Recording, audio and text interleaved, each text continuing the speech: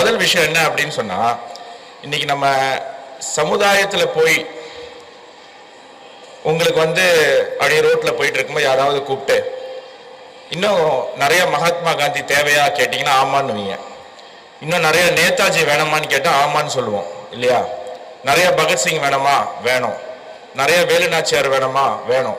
இப்படி நம்ம கேட்ட சொல்லிட்டு வேணும் வேணும் வேணும்னு சொல்லிட்டே போவோம். ஆனா எத்தனை பேருக்கு நேதாஜி சுபாஷ் சந்திர போஸும் பகத்சிங்கும் வேலுநாச்சியாரும் நம்ம வீட்டுல பிறக்கணும் அப்படின்னு கேட்டா வேணான்றுவாங்க. பக்கத்து வீட்டுல பிறக்கட்டுங்க, எங்க பசங்க அப்படி ஒரு சாதாரண வாழ்க்கையா வாழ்ந்துட்டு அப்படியே போயிட்டோம், இந்த மாதிரி சாதனை படைக்கக்கூடியவர்கள்லாம் பக்கத்து வீட்டுல பிறக்கட்டும் அப்படின்னு நிறைய பேரண்ட்ஸ் சொல்லிட்டு இருக்காங்க. இப்படி பேசணும் இல்ல இப்படி நம்ம சிந்திச்சோம் அப்படின்னு சொன்னா அது நம்ம குடும்பத்துக்கு மட்டும் கிடையாது, நம்மளுடைய நாட்டுக்கே அது நாளைக்கு ஆபத்தாக முடியும். அதுக்கு ஒரு உதாரணம், ஒரு சின்ன பையன், ஒரு 1ஆம் கிளாஸ் படிக்கிற பையன், 1ஆம் கிளாஸ் 2ஆம் கிளாஸ் படிக்கிற பையன், வீட்டுக்கு எதிரிலேயே ஸ்கூலு. அதனால அவங்க அம்மா என்ன பண்ணுவாங்க, வீட்டு வாசல் வரைக்கும் அந்த பையனை கொண்டு விட்டுட்டு அப்படி கிராஸ் பண்ணி போற வரைக்கும் பார்த்துட்டு நிற்பாங்க. கிராஸ் பண்ண உடனே அவர் ஸ்கூலுக்கு போயிடுவார். இதான் வழக்கம். அதே மாதிரி ஒரு நாள் ஸ்கூல்ல வீட்டு வாசல்ல அந்த குழந்தைய அப்படி இறக்கி விடுறாங்க. அவங்க அந்த குழந்தை அப்படியே ரோட கிராஸ் பண்ணி அப்படி எதிர்பக்கம் போன உடனே இந்த அம்மாவுக்கு உள்ள விசில் சத்தம் கேட்டுருச்சுன்னு குடுகுடுன்னு ஓடிட்டாங்க. அப்புறம் ஒரு அரை மணி நேரம் கழிச்சு ஸ்கூல்ல இருந்து போன் வருது. அம்மா வணக்கம், என்னாச்சு, பையனுக்கு உடம்பு சரியில்லையா, ஏன் இன்னைக்கு ஸ்கூலுக்கு வரல அப்படின்னு. இந்த அம்மா பதறி போயிட்டாங்க. ஸ்கூலுக்கு வரலையா? நான் தான் காலையிலேயே அனுப்பிட்டேனே, நான் தானே உள்ள வர வரைக்கும் பார்த்துட்டு இருந்தேனே அப்படின்னு சொல்லி பதறி போய் அவங்க வீட்டுக்காரருக்கெல்லாம் ஃபோன் பண்ணி, தெரிஞ்சவங்க எல்லாருக்கும் ஃபோன் பண்ணி, போலீஸ் ஸ்டேஷனுக்கு ஃபோன் பண்ணி, இல்லை ஒரே பரபரப்பா ஒரு 2 மணி நேரம் பையனை தேடிக்கிட்டே இருக்காங்க. அப்புறம் ஒருத்தர் பைக்ல அப்படியே அந்த பையனை இறக்கி விட்டு அவர் பைக் ஒரு கையில ஒரு சாக்லேட்டை கொடுத்து அவர் கிளம்பி போயிட்டார். பார்த்தா பையன் சட்டை ஃபுல்லா ரத்தம். இந்த அம்மாவுக்கு என்னாச்சு ஏதாச்சுன்னு தெரியாம பதறி போய் ஓடி போய் அந்த குழந்தைய தூக்கி, எங்கடா கண்ணா போனேன், என்னாச்சு, என்னோட உடம்பெல்லாம் ஒரே ரத்தமா இருக்கு அப்படின்னு கேட்குறாங்க. இப்போ அந்த பையன் சொல்றான், அந்த மாதிரி அம்மா நம்ம வீட்டு வாசல்லே ஒரு சின்ன நாய்க்குட்டி எப்பவுமே விளையாடிட்டு இருக்கோம்லம்மா, அந்த நாய்க்குட்டி ஒரு காருக்காரன் இடிச்சுட்டு போயிட்டாமா, நானும் அந்த அங்குளும் தான் கூட்டிட்டு போய் அந்த நாய்க்குட்டியை காப்பாத்திட்டோமா அப்படின்னு. அந்த அம்மா பலார்னு அந்த பையனை அரைஞ்சாங்க. உனக்கு ஏதாவது ஆச்சுன்னா அந்த நாய்க்குட்டி தான் உன்னை காப்பாத்துமா, உனக்கு உன் வேலை முக்கியம், அடுத்தவங்க வேலை உனக்கு எதுக்கு அப்படின்னு சொல்லி. அந்த பையன் அப்படி ஃபர்ஸ்ட் ஸ்டாண்டர்ட் செகண்ட் ஸ்டாண்டர்ட்லாம் முடிச்சு ஒரு 10வது வரான். 10வது வரும்போது ஒரு நாள் போய் அவங்க அம்மாட்ட போய், அம்மா நான் கொஞ்ச நேரம் நான் படிச்சுட்டேம்மா, கொஞ்ச நேரம் போய் விளையாடிட்டு வரவா அப்படின்னு கேட்குறாங்க.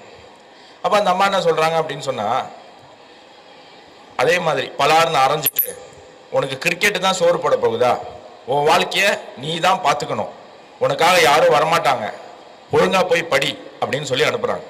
அந்த பையன் அதே மாதிரி போய் படிக்கிறான். அப்புறம் 11th 12th எல்லாம் பாஸ் பண்ணி காலேஜ் போறாப்புல. காலேஜ் போயிட்டு 3rd இயர் முடிக்கும் போது இதே மாதிரி ஒரு நாள் போய், அம்மா நான் ஃப்ரெண்ட்ஸோடலாம் சேர்ந்து சினிமாவுக்கு போயிட்டு வரவா அப்படின்னு கேட்குறான். திருப்பி அந்த அம்மா என்ன பண்ணியிருப்பாங்க, பலார்னு அந்த பையனை அரைஞ்சிட்டு, 2 நாள் கழிச்சு கேம்பஸ் இன்டர்வியூ இருக்கு, அதுக்கு போய் ப்ரிப்பேர் பண்ணுவியா, சினிமாவுக்கு போவியா, உனக்குன்னு உன் லைஃப்ல நீ மட்டும்தான் இருப்ப, யாருமே உனக்கு வரமாட்டாங்க, போய் ஒழுங்கா கேம்பஸ் இன்டர்வியூ அட்டன் பண்ணி உருப்புற வழியை பாரு அப்படின்னு சொல்லி அந்த அம்மா அந்த பையனை அனுப்புறாங்க. இப்படியே வாழ்க்கை ஃபுல்லா அந்த பையனுக்கு ஒவ்வொரு அனுபவம்.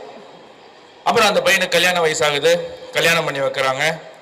அதுக்கப்புறம் அவரோட பையனோட அப்பா தவறிடுறாரு, அம்மா மட்டும்தான் இருக்காங்க, அம்மா பெட் ரிட்டனா இருக்கு. இப்போ அந்த பையனுடைய மனைவி பிரச்சனை பண்ணுது, உங்க அம்மாவுடைய அழுக்கு துணியை துவைச்சு போடுறதுக்கும் பெட்ஷீட்டை துவைச்சு போடுறதுக்கும் தான் நான் எங்க அப்பா உனக்கு என்ன கல்யாணம் பண்ணி வச்சாரா, என்னால் அதெல்லாம் பண்ண முடியாது, வேணா ஒரு நர்ஸை வச்சு பார்த்துக்கோ, நம்ம தனியா போயிடலாம் அப்படின்னு சொல்றாங்க. இப்போ இந்த பையன் என்ன பண்ணுவான், அவன் வீட்டில இருந்து கிளம்புறான். அப்போ அவங்க அம்மா அந்த பையன் கையை பிடிச்சிக்கிட்டு பெட்ல படுத்துட்டு இருக்காங்க. இந்த பையன் கையை பிடிச்சிக்கிட்டு, எங்கடா போற, உன்னை இத்தனை வருஷம் பெத்து வளர்த்து ஆளாக்கி இருக்கேன், என்னை விட்டுட்டு போறியே அப்படின்னு. அப்ப அந்த பையன் என்ன டைலாக் சொல்லியிருப்பான்னு நினைக்கிறீங்க, நம்ம வாழ்க்கையில நம்ம மட்டும்தான் இருப்போம், நமக்கு வேற யாரும் வரமாட்டாங்க, நம்ம வாழ்க்கையை நம்ம தான் பார்த்துக்கணும் அப்படின்னு சொல்லி. ஒருவேளை அந்த அம்மா அந்த நாய்க்குட்டியை காப்பாத்துன அந்த 2ஆம் கிளாஸ் படிக்கிற பையனை கன்னத்துல முத்தம் கொடுத்து, சூப்பரா பண்ணப்பா, ஆனா என்கிட்ட சொல்லிட்டு போயிருக்கலாமே, அம்மாட்ட சொல்லியிருந்தா அம்மாவே வந்திருப்பேனே அப்படின்னு அந்த அம்மா நீங்க சொல்லியிருந்தா, இன்னைக்கு அந்த அம்மாவுக்கு அந்த நிலைமை வந்திருக்காது.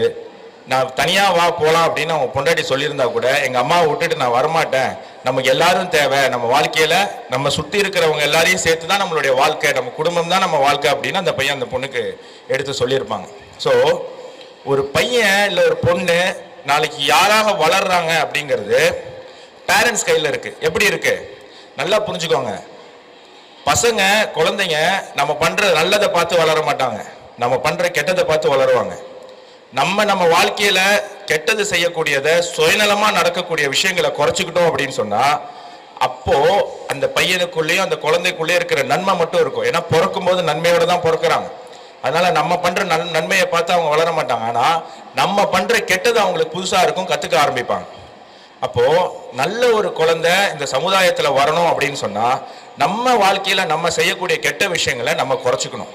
இன்னொரு உதாரணம், RSS 2வது தலைவர் கோல்வர்க்கர் அப்படின்னு, அவரு ஒரு தடவை ஒரு ஊருக்கு போறாரு. அங்க ஒரு வீட்டுல பெரிய வீடு, அந்த ஊர்லயே அதான் பெரிய வீடு, அங்க தங்குறாரு நைட்டு. அப்போ அந்த வீட்டுல இருக்கிற பெரியவருக்கு ஒரே கம்ப்ளைண்ட் அவர் பையனை பத்தி.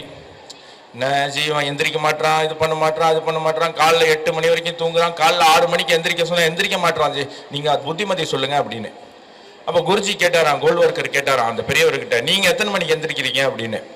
அப்ப அவர் சொன்னாரா, நான் 7:30 மணிக்கு எந்திரிக்கிறேன் அப்படின்னு.